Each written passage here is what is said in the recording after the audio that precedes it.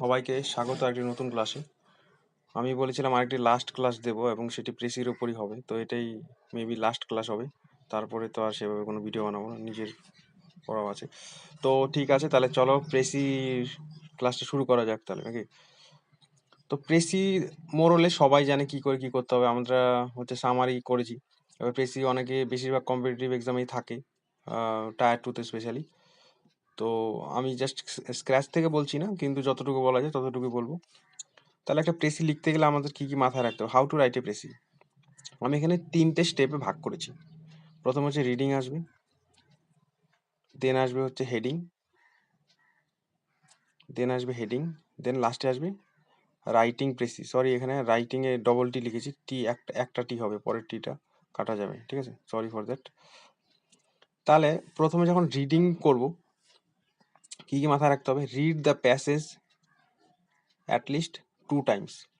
একবার পড়লে নর্মালি যদি খুব সহজ প্যাসেজ থাকে তাহলে বোঝা যাবে, কিন্তু একটু টাফ হলে বেশিরভাগ ক্ষেত্রে দুবার পড়ে 2 থেকে 3বার পড়লেই একটা ক্লিয়ার এন্ড কাট আইডিয়া আসবে যে হ্যাঁ কি বলা হয়েছে প্যাসেজের মধ্যে। তো প্রথমে কি করতে হবে, তোমাকে ভালো মতো পড়তে হবে, read the passage at least 2 times, এই জন্য আমি লিখেছি। Then try to get the idea of the passage. এবার পড়ার পরে একটা বোঝা যাবে যে হ্যাঁ এখানে কি সম্বন্ধে বলেছে, প্যাসেজটা কি, কোন ব্যাপারে, তো সেটা আমাদের একটা আইডিয়া চলে আসবে। দেন হচ্ছে count total words in the passage. এবার প্রেসির নিয়ম কি, যে যতগুলো ওয়ার্ড থাকবে তার 1/3 লিখতে হবে। ধরো 30 ওয়ার্ডস আছে, এটাকে তোমাকে প্রেসি করতে হবে, তাহলে 1/3 দিয়ে তোমাকে ভাগ করতে হবে, তার মানে কত, 10 আসবে। তার মানে 10টা ওয়ার্ডের মধ্যে তোমাকে লিখতে হবে। তার মানে কি, প্রথমে রিডিং করতে হবে, রিডিং করার পরে অ্যাটলিস্ট 2 থেকে 3বার পড়তে হবে, দেন সেই প্যাসেজটা কি সম্বন্ধে সেটার একটা আইডিয়া নিতে হবে। আর যখনই তুমি পড়ছো তখনই তুমি কাউন্ট করে নাও যে টোটাল কতগুলো ওয়ার্ড আছে, তারপরে হচ্ছে 3 দিয়ে ভাগ করে দাও, তাহলে তুমি বুঝতে পারবে যে এতগুলো ওয়ার্ডের মধ্যে আমাকে লিখতে হবে। দেন চলে আসি হচ্ছে হেডিং, সেকেন্ডে যেটা হচ্ছে সেটা হচ্ছে হেডিং। এবার হেডিং একটা মাস্ট দিতে হবে প্রেসির ক্ষেত্রে। এবার ফ্রম দ্য প্যাসেজ, এবার তুমি প্যাসেজটা যখন পড়ছো তখনই একটা আইডিয়া মাথায় নেওয়ার চেষ্টা করো যে আমি এই লাইনটা থেকে কিছু একটা বানাবো, বা তুমি কিছু একটা উইথ কিওয়ার্ডস কিছু একটা ওয়ার্ড নাও যে এই ওয়ার্ডটা আমি হচ্ছে হেডিং এর মধ্যে এই ওয়ার্ডটাই বা এটা সিনোনিম একটা ঢোকাবো। তো এরকম করে তুমি একটা বাই ইয়োর সেলফ নিজেই তুমি একটা চুজ করো যে না এখান থেকে এরকম করে নেবো। এই জন্য হেডিং এর নিচে আমি এই 3টে পয়েন্ট লিখেছি, মাথায় রাখতে হবে এই 3টে। তারপর লাস্টে হচ্ছে রাইটিং প্রেসি, ঠিক আছে। তারপর হচ্ছে তুমি রাইট প্রেসি মানে রাইট প্রেসিটা তখন তোমাকে লিখতে হবে। তো এখানে বললাম যে লেখার সময় কি ওয়ার্ড ফ্রম দ্য প্যাসেজ, কি সেন্টেন্স ফ্রম দ্য প্যাসেজ। এবার যখন তুমি পড়ছো তখন তুমি তোমার যেটা মনে হবে যে না, এটা বেশি ইম্পর্টেন্ট, সেটা নিচে ধরো একটু আন্ডারলাইন করে রাখলে, সেটা ওয়ার্ডের ক্ষেত্রে হতে পারে বা সেন্টেন্সের ক্ষেত্রে হতে পারে। তুমি আন্ডারলাইন করে রাখলে পরে কি হবে, পরে বারবার তোমাকে আবার বারবার পড়তে হচ্ছে না, তাহলে তাহলে তোমার সময়টা বাঁচবে।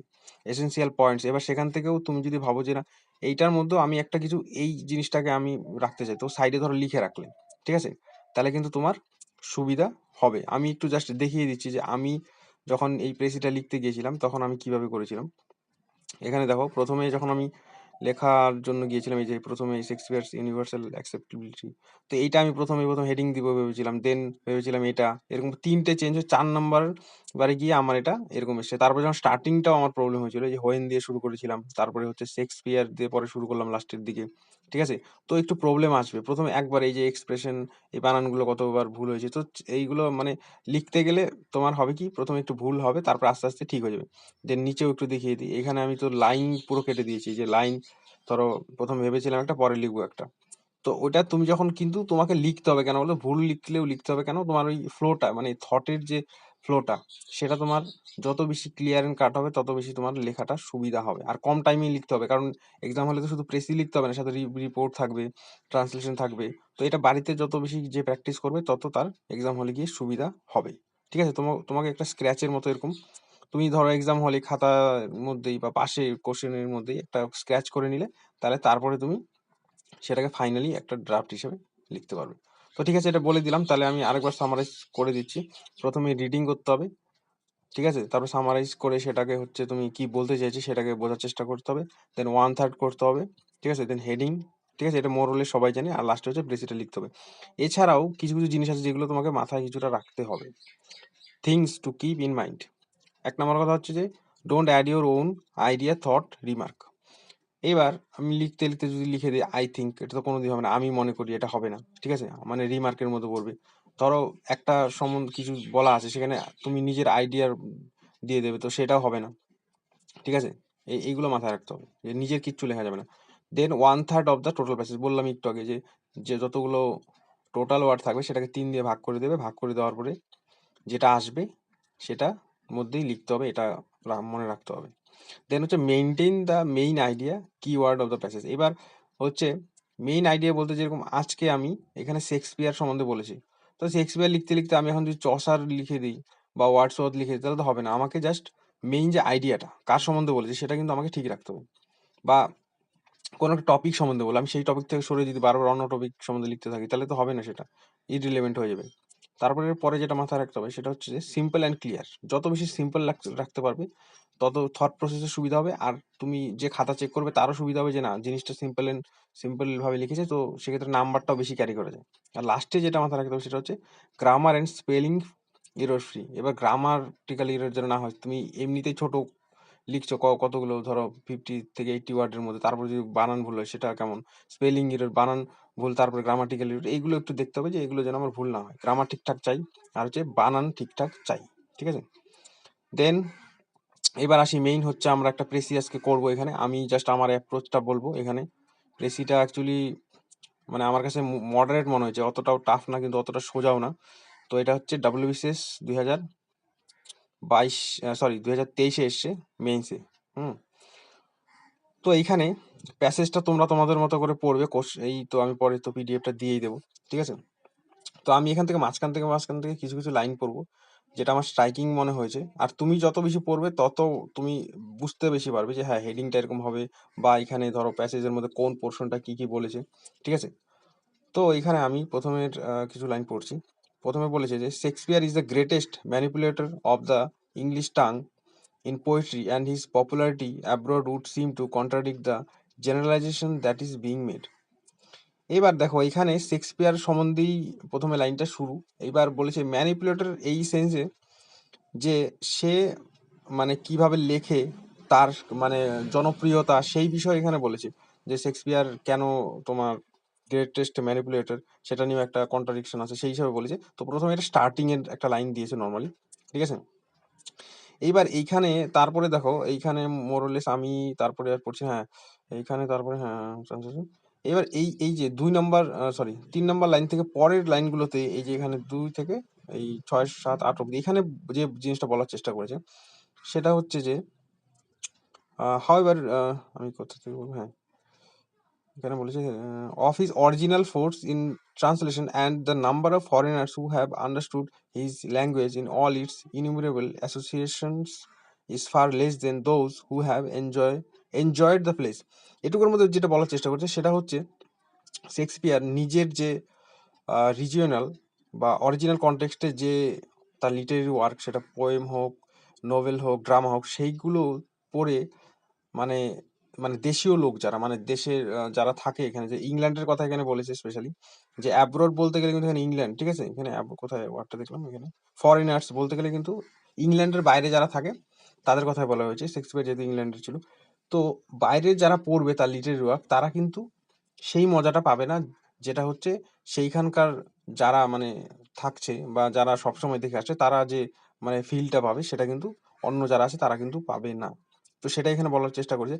তারপরে যে ইম্পর্টেন্ট পয়েন্টটা যেটা দিয়ে হেডিংটা আমি করেছি সেখানে বলেছে হি succeeded because he is so good a dramatist that he remains alive even when the poetic element in his work has been distorted or even destroyed, ঠিক আছে? তো বলেছে সে কেন এতটা সাকসেসফুল বা তাকে আমরা কেন এত পছন্দ করি, সেটা হচ্ছে যে তার যে পোয়েটিক এলিমেন্ট তার মধ্যে যে মানে সে কবিতা হোক বা তার নোবেলই হোক, সেটা ট্রান্সলেশন এখানে ডিস্টর্টেড বলতে গেলে এখানে বোঝানোর চেষ্টা করছে যে ডিস্টর্টেড অর ইভেন ডেস্ট্রয়েড। এবার সেটা কি হয়, ট্রান্সলেশন করা হয় অন্য অন্য যখন ল্যাঙ্গুয়েজে, যে ফ্রেঞ্চ হোক, ল্যাটিন হোক বা অন্য অন্য যা ভাষা আছে সেখানে করার পরেও কিন্তু সেটার যে অরিজিনালিটি বা সেটার যে স্বাদটা সেটা কিন্তু কিছুটা ক্ষুণ্ণ হলেও কিন্তু মানে সেমই থাকছে। তো সেই ফিলটা কিন্তু আমরা পাই। Further, his verse has often a meaning so well grounded in human experience that it retains interest even when translation has destroyed much of the original beauty of the expression. তো সেটাই বললাম যে মেইনলি ট্রান্সলেশনের কথা এখানে বলেছে যে যখন সেই তার যে লেখাগুলো আছে সেটাকে ট্রান্সলেট করা হচ্ছে অন্য ভাষাতে, সেটা মানে করার পরেও কিন্তু সেটার এখানে বলেছে দ্য বিউটি অফ এক্সপ্রেশন কিছুটা নষ্ট হলেও কিন্তু পুরোপুরিভাবে নষ্ট হচ্ছে না, এবং সেইটা হচ্ছে তার বিউটি অফ আইডিয়াটা ঠিকই থাকছে। এইবার এইটা বলতে গিয়ে একটা সিঙ্গেল এক্সাম্পল দিয়েছে, একটা হ্যামলেট থেকে এইখানে লাইনটা দিয়েছে। এখানে লাইনটা হচ্ছে, এখানে আমি বলে দিচ্ছি, লাইনটা হচ্ছে অ্যাবসেন্ট দি ফ্রম ফেলিসিটি অ্যাওয়েল। তারপরে আরেকটা লাইন এখানে নিচে দিয়েছে, মানে এই যে তার যে সেই মানে ট্রান্সলেশন করার পরেও যে সেই স্বাদটা যায়নি সেইটা বোঝানোর জন্য কিন্তু এখানে to quote a single example এখানে একটা দিয়েছে, আর নিচে আরেকটা দিয়েছে এই নিচের দিকে, translate the construction and let Hamlet merely say, এইখানে কোথায় দেখলাম, or it may be that he Hamlet in the final movement, এই যে দেখো ফাইনাল মুভমেন্ট, এই যে এখানে আরেকটা দিয়েছে। তো এখানে দুটো এক্সাম্পল ওরা দিয়েছে, ঠিক আছে। এবার আমি এটাকে জাস্ট মেইনলি আমার যেটা অ্যাপ্রোচ, আমি এখানে কিন্তু খুব কঠিনভাবে লেখার চেষ্টা করিনি। আমি এখান থেকেই নিয়েছি, দুটো ওয়ার্ড নিয়েছি, একটা হচ্ছে এখানে একটু দেখিয়ে দিচ্ছি, এখানে হচ্ছে 1 number poetic element, sorry poetic element, আর একটা হচ্ছে ভার্স। এবার দেখো হেডিংটা কিভাবে লিখেছি, Shakespeare's poetic element and verse remain grounded in human experience. তো এইটার মধ্যে আমি কি করলাম, যে শেক্সপিয়ারের যে পোয়েটিক এলিমেন্ট আর হচ্ছে তার যে লেখা, ভার্স লেখা, সেটা কি হচ্ছে মানুষের সাথেই থেকে যাচ্ছে, তার বেশি রিলেটেবল মানুষের সাথে, যে সেই মানুষের সময়ের সাথে সাথে কালের সাথে, সেটাই আমি মেইনলি এখানে কিন্তু ওটাই বলার চেষ্টা করেছি, এবং শেষে হ্যামলেট থেকে দুটো এক্সাম্পল দিয়েছে। তো মেইনলি আমি কিন্তু সেই যে কনটেক্সটটা যেটা বলেছে সেটাই রাখার চেষ্টা করেছি। তারপরে আমি লিখেছি এখানে, Shakespeare's literary work is more enjoyable in original form of language in which he has written than in any other translated form or verse. তো সেটাই বলার চেষ্টা করছি যে শেক্সপিয়ারের লেখা যে দেশীয় ভাষায় বা তাদের যে রিজিওনাল কনটেক্সটে লিখলে লেখার তারা যে অনুভূতিটা পায় বা ফিলটা পায়, সেটা কিন্তু অন্য ভাষাতে পড়লে সেটা পাওয়া যায় না। সেটাই বলেছে প্রথমে, এটুকু যদি তোমরা লক্ষ্য করো তাহলে কিন্তু এইখানে এটুকের মধ্যে এটাই বলেছে, ঠিক আছে, মোরলেস এখানে বলেছে। তারপরে আমি লিখেছি, but the Real beauty lies in Shakespeare's poetic element verse and in his beauty of idea. এইবার কিন্তু মেইনলি একটা আইডিয়া নিয়েই তো মানে লিখেছে শেক্সপিয়ার। এবার সেইটা কিন্তু যখন বিভিন্ন অন্য ভাষাতে ট্রান্সলেট করা হয়েছে, আইডিয়াটা কিন্তু কোনোভাবেই নষ্ট হয়নি। হয়তো ল্যাঙ্গুয়েজ, একটা ল্যাঙ্গুয়েজ থেকে আরেকটা ল্যাঙ্গুয়েজে ট্রান্সলেট করতে গিয়ে কিছুটা চেঞ্জেস করতে হয়েছে, কিন্তু এখানে ওই জন্য আমি লিখেছি যে রিয়াল বিউটিটা কোথায় থেকে যাচ্ছে, in his beauty of idea, আইডিয়াতে থেকে যাচ্ছে, সেটা কিন্তু অতটাও ডিস্টর্টেড হচ্ছে না, নষ্ট হচ্ছে না। That's why, even after translation of his literary work, it remains so well grounded in human experience. তো এটা আমি হেডিংয়েও দিয়েছি এই জন্য। তো এই জন্য কি হচ্ছে, দ্যাটস ওয়াই, এই জন্য যে ট্রান্সলেশন, ইভেন আফটার ট্রান্সলেশনের পরেও তার যে লিটারি ওয়ার্কগুলো যেগুলো যতগুলো করছে সেইগুলো কিন্তু মানুষের সাথে থেকে যাচ্ছে, মানুষ বেশি রিলেট করতে পারছে, হিউম্যান এক্সপিরিয়েন্সের সাথে থেকে যাচ্ছে। তারপরে বলছে, his expression of idea had always been in highlighted rather than his language. তো তার যে এক্সপ্রেশন অফ আইডিয়াটা সেটা নিয়েই কিন্তু সেটাই সবসময় চর্চার বিষয়, মানে আগেও ছিল এখনো আছে। আমরা কিন্তু তার যে ল্যাঙ্গুয়েজটা সেটা নিয়ে আমরা বেশি বদার্ড না, আমরা তার যে আইডিয়াটা, এক্সপ্রেশন অফ আইডিয়া, সেটা নিয়ে আমরা চর্চা করি বেশি, বা সেটা আমাদের পছন্দ হয় বেশি, সেটাই আমরা সেই দিকে আমরা বেশি ধাবিত হই। তো এটাই, ঠিক আছে, এটা পরের দিকে আছে। আর লাস্টে যদি হ্যামলেট থেকে উদাহরণ দিয়েছি, আমি যে লিখেছি, the beauty of his idea is explicitly, মানে পুরোপুরিভাবে, মানে সুন্দরভাবে কোথায় দেখা যায়, seen in Hamlet even after transformation or translation of this great work. This বলতে আমি হ্যামলেটের কথা এখানে বলেছি। তো আমি লাস্টে হ্যামলেটটাও এখানে জুড়ে দিয়েছি, the beauty of his idea. তো তার যে এই যে সুন্দর যে আইডিয়ার যে একটা আলাদা যে আর্টিস্ট উনি, তো সেইটা আমি এখানে বোঝানোর জন্য লিখে দিয়েছি, সিন ইন হ্যামলেট, হ্যামলেটে সুন্দরভাবে দেখা যায়, ঠিক আছে।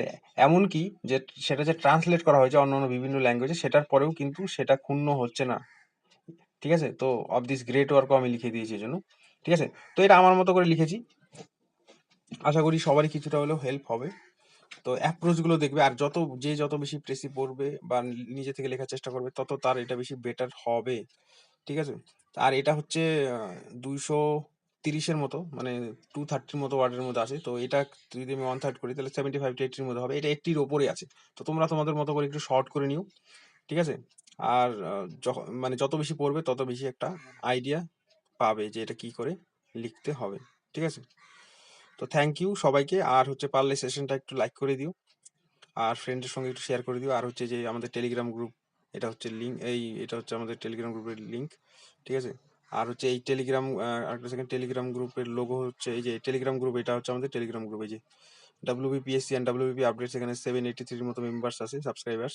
তো এখানে তোমরা ইচ্ছে করে জয়েন করতে পারো। এই পিডিএফটা আমি পরে আপলোড করে দেবো, ঠিক আছে। থ্যাংক ইউ সো মাচ সবাইকে ক্লাসটি পুরোপুরি দেখার জন্য, থ্যাংক ইউ।